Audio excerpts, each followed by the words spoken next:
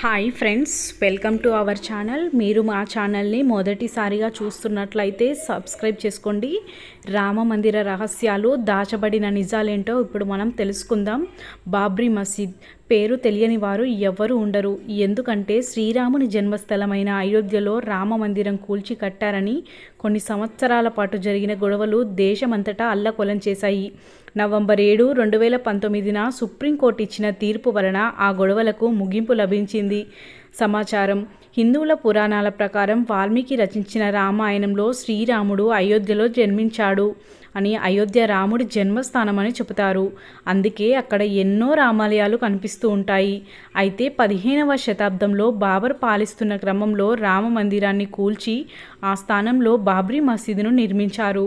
అప్పటి నుండి హిందువులు తమ మందిరాన్ని కూల్చి మసీదును కట్టారని ఆ గొడవలు జరుగుతూనే ఉన్నాయి. గొడవలు ఇప్పటి నుండి కాదు, 640 సంవత్సరాలుగా గొడవలు జరుగుతూనే ఉన్నాయి.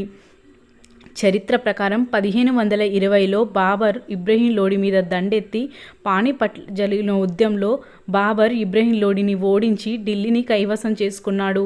పానిపట్ యుద్ధం బాగా ప్రసిద్ధి చెందిన యుద్ధం. ఆ తర్వాత బాబర్ తన సైన్య అధ్యక్షుడైన మీర్ బాకీతో కలిసి సామ్రాజ్యాన్ని విస్తీర్ణం చేయాలని అనుకున్నాడు. ఆ సమయంలోనే మీర్ బాకీ అయోధ్య రావటం, అక్కడ ప్రాచీన రామ మందిరాన్ని కూల్చివేయటం, ఆ స్థలంలో మసీదు నిర్మించడం జరిగింది. అదే బాబ్రీ మసీద్. అప్పటి నుండి హిందువులు ఎన్నో ప్రయత్నాలు చేశారు తిరిగి రామ మందిరాన్ని నిర్మించాలని. న్యాయస్థానంలో అనేక వ్యాజ్యాలు వేశారు. హిందువుల ప్రకారం ఆ మసీదు కట్టిన ప్రాంతంలో మసీదు కింద 3 గుహలు ఉన్నాయని, అక్కడే శ్రీరామ జననం జరిగిందని నమ్ముతారు. అక్కడ ప్రాచీన రామ మందిరాన్ని కూల్చి మసీదును నిర్మించారని తెలిసిన తర్వాత అసలు ఆ మందిరాన్ని ఎవరు నిర్మించారు అని తెలుసుకోవడం కూడా చాలా ముఖ్యమే. ఆ ప్రాచీన మందిరాన్ని ఒక భారతీయ రాజు నిర్మించడం జరిగింది. ఒక పుస్తకంలో సాక్ష్యం కూడా ఉంది. ఆ పుస్తకం పేరు మందిరాన్ని అక్కడే నిర్మించాలి ఎందుకు అనే పుస్తకం.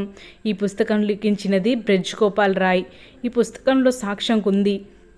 ఆ పుస్తకంలో ఉన్న విషయాల ప్రకారం భారతదేశంలోని అనేక మందిరాలు రాజ విక్రమాదిత్య నిర్మించినవి.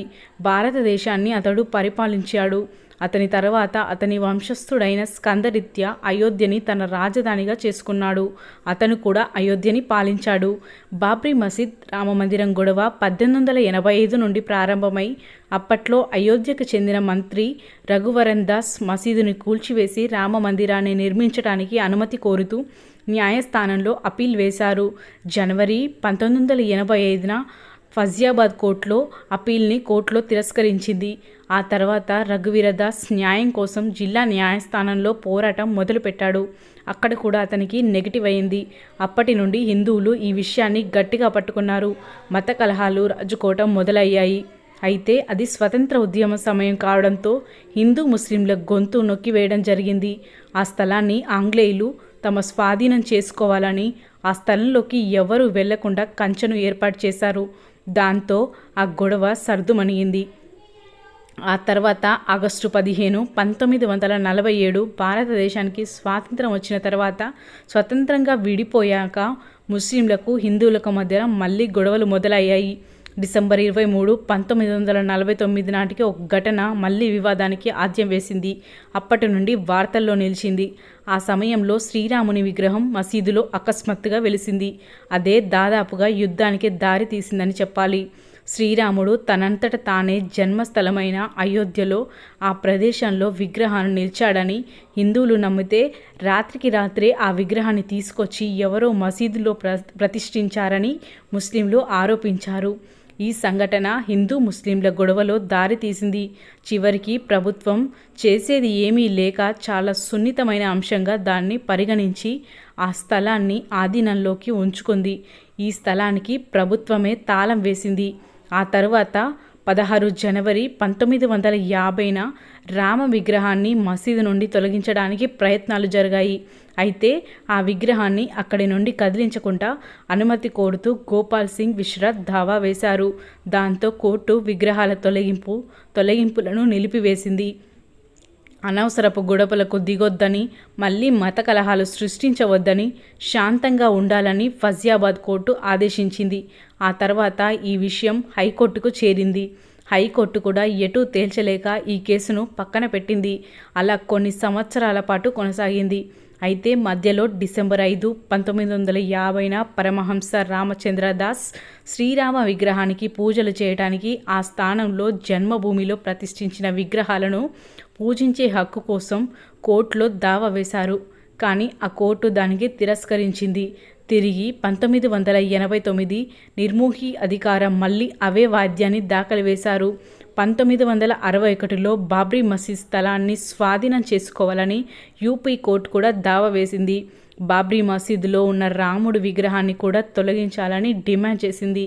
1986 ఫిబ్రవరి 1న ఫైజాబాద్ కోర్టు న్యాయమూర్తి జస్టిస్ పాండే ఈ స్థలంలో రాముడికి ఒక ఆలయాన్ని నిర్మించాలని అంటూ భారత ప్రభుత్వం తాళం వేసిన గేట్లను తెరిపించి అక్కడ ఉన్న హిందువులను పూజ చేసుకోవాలని 1986లో జిల్లా న్యాయమూర్తి తీర్పునిచ్చారు.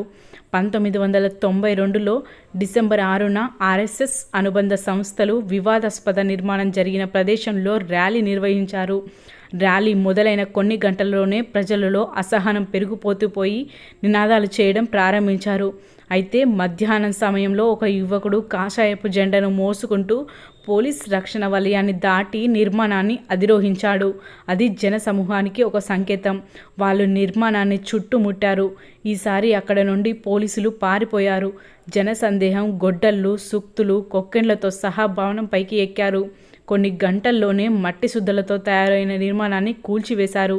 ఈ గొడవలు దాదాపు 200 మంది ముత్తివాత పడ్డారు.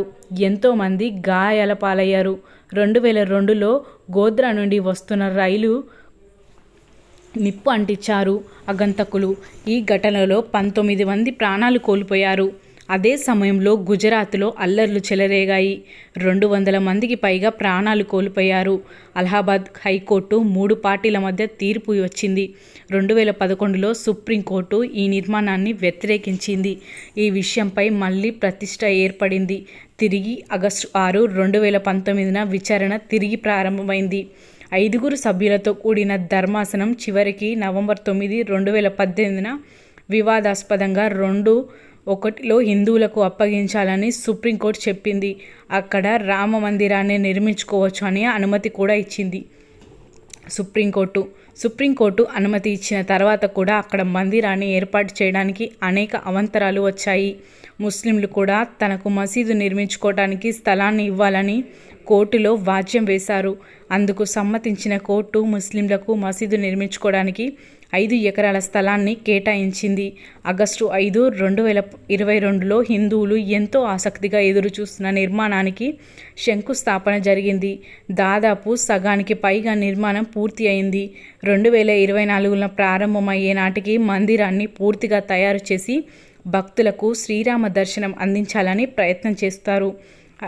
ఒక నివేదిక ప్రకారం ఈ మందిరంలో తయారు అయ్యే శ్రీరామచంద్రమూర్తి, సీత అమ్మవార్ల విగ్రహాలను తయారు చేయడానికి నేపాల్ నుండి శాలిగ్రామ శిలలను తీసుకువచ్చారని, శాలిగ్రామ శిలలతో రాముల వారు, సీత విగ్రహాలను చెక్కారు. ఈ శిలలకు 6 కోట్ల సంవత్సరాల చరిత్ర ఉందంటూ రామమందిరం ట్రస్ట్ ప్రతినిధి రామ్ రోషన్ దాస్ వెల్లడించారు. వాటికి జీవం ఉన్నట్లుగా కూడా తెలిపారు.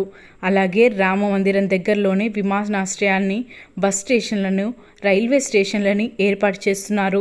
ఇవన్నీ త్వరలోనే నెరవేరుతాయి. ఈ విషయాన్ని స్వయంగా ప్రధానమంత్రి నరేంద్ర మోడీ వెల్లడించారు. ఇది అయోధ్య రామ మందిర చరిత్ర. Thank you for watching my video. మరిన్ని మంచి వీడియోస్ కోసం మా ఛానల్ని సబ్స్క్రైబ్ చేసుకోండి.